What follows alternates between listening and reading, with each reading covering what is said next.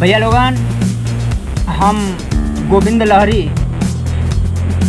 आजकल अपने देश में लॉकडाउन जो चलता, अपने यूपी बिहार के कितना भैया लोग प्रदेश में जाके फसल बा।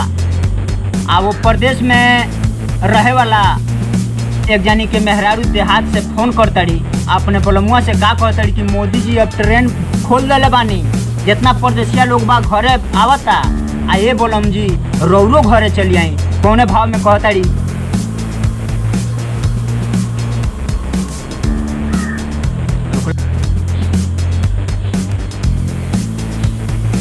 कहतड़ी कि ये बोलम जी रौरो घरे चली आई कि लॉकडाउन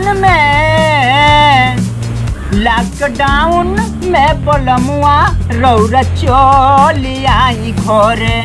देखी खुलल बा ट्रेन, रौरा चली आई घरे। जब पैसा ना कमाएब कोई जब बैठ के का खाएब। सब बाटे परेशान, रौरा के करा से मांगे जाएब। सभे डेराइल बाटे होई कोरोनावा की डरे। लॉकडाउन में बलमुआ रौरा चली आई घरे। आई बीमारी के हल्ला सुन के मौगी आगे का कहतिया? बड़ी हाला सुनाता, बीमारी रोज बढ़ल जाता। लोग के जान बचावे खातिर शासन तगड़ा भइल जाता। सब काम भइल बंद, सभे रहताटे घरे।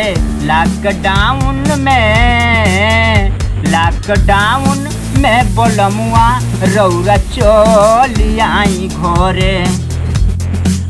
आगे मौगी कहतिया कि हमके पैसा ना चाही, लेकिन रौरा हमारी आँखी के सोझा चली आई। कैसे कहतिया आगे सुननी?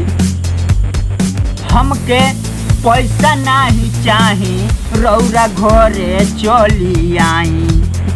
भले नून रोटी खाइल जाई, संगे संगे जियल जाई। सुन के ई महामारी रोवा सिहरताटे खोड़े। लॉकडाउन में बलमुआ रौरा चली आई घरे। लॉकडाउन में बलमुआ रौरा चली आई घरे।